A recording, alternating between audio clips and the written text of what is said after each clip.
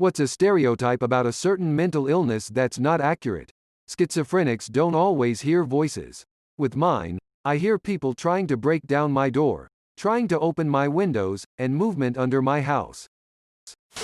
That depression only makes you sad. There is a myriad of other feelings, and physical symptoms. That people with schizophrenia are all dangerous and violent. In reality, people with mental illness, including schizophrenia, are far more likely to be victims of violent crime rather than perpetrators of it. People with anxiety being highly strung, or nervous about things. It can manifest itself in that way, but it's more like there's always something at the back of your mind that needs doing, but you're not sure what. Even if you know what that thing is, you can see the end goal, and maybe even the steps to getting to that goal, but staying on that path requires you to fight with self-doubt, and the what-ifs that plague your mind when you're on the way there. Also, you can appear quite well adjusted in social situations, but in downtime, overthink every fucking thing. That crazy people don't know they're crazy. Anorexic people aren't all skinny teenage white girls. I am an average weight, adult man, and it drives me crazy how hard it is to find support in the professional world because I am not thin enough. Mental illness does not make you particularly dangerous or a genius. That autism is a condition exclusive to boys. The truth is autistic women and girls are extremely underdiagnosed because they learn to camouflage their symptoms early in life. And people bipolar switching moods on the dot. Psychopaths are not like Hannibal. Even that smell sense is inaccurate. Pretty much all of them. Pretty much everything about ADHD. No, we don't need to just try harder. No, we're not lazy. No, we don't need discipline. It's not made up. There are different types of ADHD and our meds help us cope in an NT world. They're not cheating. Edit. No, you can't have any of our meds. We need that shit to function. Climbs down off soapbox. OCD is not about being tidy and clean. It involves rescuing. Intrusive thoughts and obsessively cleaning is just one of OCD-related compilations. It can seriously fuck up someone's life. An example would be turning a light switch on and off 30 times once entering a room, or you fear something terrible will happen if you don't. It really annoys me when someone calls themselves OCD because they like a clean kitchen. Being autistic doesn't mean that we are stupid or of low intelligence, it just means we see the world differently. No, we will not see a kid that hung himself in the bathroom and think it's a piñata. No, we don't exclusively scream into our mic when we play video games. No, we are not obsessively clean. No, we don't lack sympathy, though empathy can sometimes be tough for us. No, we don't all need someone to watch and bathe and feed us. Every time I see an autistic meme, it makes my blood boil. And media representation is even worse. The only thing it's doing is setting false expectations for what an autistic person will be like. We are not all geniuses. We just sometimes latch onto certain subjects because we really, really like them. Sometimes it seems like the only thing in the world that makes sense. People think that borderline personality disorder makes people evil and there's nothing to be done about it. The actuality is there is an entire type of therapy designed for BPD that is really effective in managing symptoms. People with BPD aren't monsters. Anxiety isn't just panic attacks and being afraid of everything to the point of not leaving the house. It seems like anxiety isn't taken seriously unless someone is hyperventilating and sobbing and shaking. Anxiety is your body being in flight or fight mode all the time, for no damn reason, even when your mind is telling you rational things. Your body is like, let's go, we gotta go now. I have GAD and never feel at ease or safe, and a lot of things are really hard for me, but I make myself go do things and enjoy life, even when my body is screaming the opposite. It's exhausting, but because I seem outgoing and calm, no one ever believes me when I talk about my anxiety. That everyone is a little bipolar. Fuck off, you were sad and happy in the same day. Also that there's nothing wrong with us, we just need to get hobbies, drink water and exercise, smiley face. The representation of dissociative identity disorder and understanding of it is awful. People with it are often called someone with split or multiple personalities, which is outdated terminology. DID forms due to trauma, almost, if not, always as a very, very young child. Their alters are meant to protect them or help them function, so having dramatic switching between alters would defeat the protective purpose. It would also be extremely unhelpful for them to have psychotic or evil alters, and not saying that one cannot have an antagonistic alter, but portraying this as always the case in media is extremely unhelpful and harmful. Typically people with DID don't know about their alters unless they start to suspect something odd because of amnesia, loss of time, finding things they didn't buy or put there, etc. Sometimes another person will point it out that they act different sometimes. This goes for their alters too. Alters don't always know about their fellow system mates' existence. Therapy helps in making a system more aware of each other and function. Obviously there are some cases where alters do know each other and are aware of each other, but not always. OSDD1B actually lacks the amnesia portion of DID, but still has the alters. OSDD1A is where amnesia exists but alters are blurred together or seemingly non-existent. That's how I'd describe it at the very least. A lot of commercials lead you to believe that they are all excellent at art. 1. Having a good day and hearing, "I thought you were depressed." 2. How debilitating anxiety can actually be. It's not just feeling uneasy about being social. Sometimes, when I'm going to a place I've never been, or seeing someone for the first time in a while, first time ever, or I've got a significant event like first day back in education, I get an overwhelming urge to throw up. There were a few months in high school where my regular morning routine was wake up, eat breakfast, put my hand on the front door, run to the bathroom and throw up my breakfast, walk out my front door. I might not have thrown up if I'd just walked out and gone to school, but I was so terrified of rolling those dice and getting a bad result that I'd just mentally push that strong, nauseating urge over the edge to get it out of the way. 3. Autism doesn't mean I have dulled or no emotions. My emotions are quite strong, and I've had to learn to limit how much of them I express at once for the sake of those around me. Only women have BPD. Alzheimer's is not just slowy and passively forgetting things. There is a middle part where the brain realizes something is up and acts up on its own outside the poor sufferer's control. This manifests itself often as extreme anger, self-harm, and other loss of control. It's as if one side of the brain is desperately trying to break out while the other has no idea what is going on. It's called sundowning. You can tell if a person is depressed by looking at them. No, you can't. Depression doesn't have a face. Depression is laughing at a joke someone made, smiling on the outside and pretending everything is fine. Depression isn't always being down and sad. I've suffered depression most of my life. I still go to work every single day with a smile on my face, acting happy and cheery when all I want to do is hide in the corner and die. On the outside, nothing is wrong. On the inside, there's a fucking war zone with debris and shrapnel flying everywhere with nowhere to hide. Most people with PTSD and/or CPTSD haven't been in the military or a war zone. Being bipolar doesn't mean I'll be nice to you and then stab you 2 seconds later.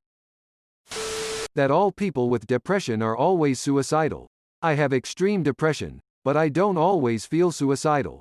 I normally just want to lie down, with a good movie, book, or just to sleep. Schizophrenia is not multiple personality disorder. Also, mental illness can hit any of us. Stop thinking you're somehow immune. Nobody is. That's one reason why the stigma has to stop. That every schizophrenic is extremely low functioning. I have that diagnosis, and I live on my own. You probably wouldn't even know, as long as I'm on my meds. Depression in young girls isn't just wanting attention after hearing 3 seconds of a Billie Eilish song. Asperger's syndrome doesn't mean I'm gonna be a school shooter or that I'm good at math. That all schizophrenic people hear voices. Sure, some do, but with me it's mostly just really loud dog barking and sometimes quiet jazz music. That compulsive hoarding can't be fixed by just cleaning the house and throwing everything away, and that it's more like a symptom of anxiety. As in, I tried to clean X but it didn't turn out perfectly, so there's no point in cleaning at all. Sort of thing. I'm not good with words. Greater than, less than, source, have hoarding tendencies myself, kept in check by family and willpower. Feel free to correct me if I'm wrong. This is just the conclusions I came to while watching Hoarders. ADHD people don't see squirrels. People assume that what they did to fix their mental health will work for you. Well, that's BS. Not everyone with Tourette syndrome. https://en.wikipedia.org/wiki/Tourette_syndrome randomly yells out obscenities. That if you have a certain mental illness, no one can ever have different or more severe symptoms than you have. I'm on a lot of crime subreddits and it makes me crazy when there's an article about someone with bipolar or something and someone replies that there's no way it had anything to do with them committing the crime because they themselves have, insert mental illness, and have never committed that crime. We know it's not the case with other diseases. Some people recover from cancer, some people don't. Some people struggle terribly from diabetes and some people manage it very well and have no real setbacks. But when it comes to mental illness, we have this weird mental block. I don't have any mental illness, but I think that many of them are taken less seriously than they are. Especially on the internet, people have come to equate any kind of nervousness with anxiety, feeling sad with being depressed, being tidy with having OCD, etc. I'm sure that some of the people who use these terms have gone through some of these mental illnesses, but I think that oftentimes the reason many people misunderstand them is because they're treated the same way as everyday feelings. I can't just snap out of it, get over myself, and stop taking meds for anxiety and depression. I'm not weak, lazy, or looking for attention. You don't have to be sad all the time to be depressed. Dyslexic pepile, like myself, being lazy or not bothering to learn how to do things, and I hate it that once in a while you will get something right and then everyone will say after, well, you can do it, or not trying hard enough. Yay, I hate when that happens. That PTSD comes exclusively from horrific experiences such as war zones or other scenes of homicide, or that if it didn't come from things like that it isn't real or doesn't count or is less valid. ADHD isn't being fidgety and uncontrollable. ADHD is staring at an assignment for hours and never processing what it means. ADHD is overthinking and going into manic episodes every time you receive criticism for the assignments you couldn't complete because of, you guessed it, your disorder. ADHD is having a million things running through your head and you keep thinking ahead to what you want to say next, to the point where you can't even form a coherent sentence because you get your words mixed up. ADHD isn't a quirky, funny thing. It's hell. And I'd give anything to not have it. Haven't seen PMDD on here. The assumption that PMDD isn't real because most of us have a little PMS makes me want to scream. Yes, a lot of women have PMS, but most women don't fall into suicidal despair 10 to 14 days of the month, every month, since the time they get their periods until the time they hit menopause, do they? Most women don't know the exact moment they enter their luteal phase because a cloud enters their mind that doesn't let up until her period starts, and the wreckage left in her path from those 10 to 14 days a month looks like a million misdiagnoses before a competent psych sits down with you and asks the right questions, right? PMDD is a hell I'd wish only on my worst enemy. I wish it was just a bad bout of PMS. There was a teacher at my high school that was arrested. He had told the principal that he suffered from depression. The principal told the cops that he was violent, had a history of mental illness and was a danger to the kids. He said that the teacher had a knife. No knife. Eventually the teacher sued him and the school district for discrimination. He won. Anxiety attacks aren't always heavy breathing and rocking back and forth. Sometimes it's staring at a specific object trying to keep it together and failing miserably in a way no one can see. Sometimes it's randomly getting snappy and agitated at small things, and sometimes it's jolting awake in the middle of the night because there's something pressure in your chest. That eating disorders are a vanity thing. That addicts are weak-willed. I haven't seen addiction yet, so I'll say I hate that people think addicts are weak-willed. Everyone thinks addicts are people that really like a drug or some sort of substance, so they do it. This is not the case. They develop a chemical dependency. They, both mentally and physically, feel worse without it. So many people throw around I'm addicted to this and I'm addicted to that. No, you just fucking like candy. You aren't going to feel like you're dying if you don't have it. That self-harming is done to just get attention. What a lot of shit. Those who have self-harmed like me will hide their cuts and scars. Vaccine does not cause autism. That you're a pussy, attention seeker, faker, snowflake, etc. if you seek help or even just want to vent to someone. This stigma prevents many people from receiving the help they need and causes even more distress. It makes my blood boil that this is acceptable. That people with borderline personality disorder are crazy drama queens that only care about themselves. There are different kinds of BPD. Some of us are introverted and instead of taking up space we give it all away. We're all miserable but not always toxic. People with antisocial personality disorder are actually social, talkative, form friendships and relationships, etc. Most of the time they are not antisocial at all. In truth, I don't think 95% of people understand what antisocial personality disorder is or how it presents. Depression isn't entirely sadness. It's more emptiness than sadness. Depressed people aren't always 100% miserable 24/7. They smile and laugh, but that doesn't mean they're cured. I still feel empty even in my happiest moments. ADHD is not really about a lack of focus but a difficulty with focusing on the right things. It's not a result of bad parenting or linked with intelligence. Girls can have ADHD. You can have ADHD and not be hyper.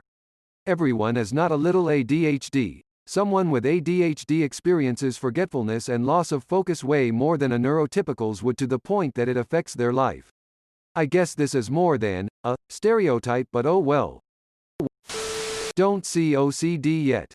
It's not liking your pens in color-coordinated order, it's feeling like if this contaminated pen touches that one, your sister will die. If you don't hit the light switch an odd, even number of times, you'll die. The rituals can literally take over your life, and you know they don't make sense, but you can't stop. Mood, anxiety disorders do not need an objective reason for occurring. You don't need to have a shit life to be depressed or to be in at any actual risk of something bad happening in order to have anxiety. They can just happen randomly or in connection to things that happened far in the past.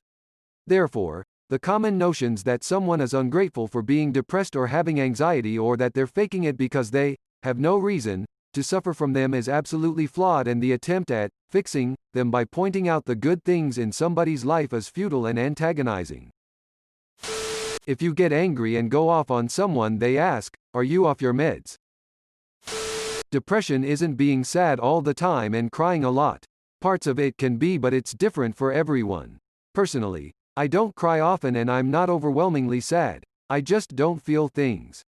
Everything feels numb. Thanks for watching. See you later.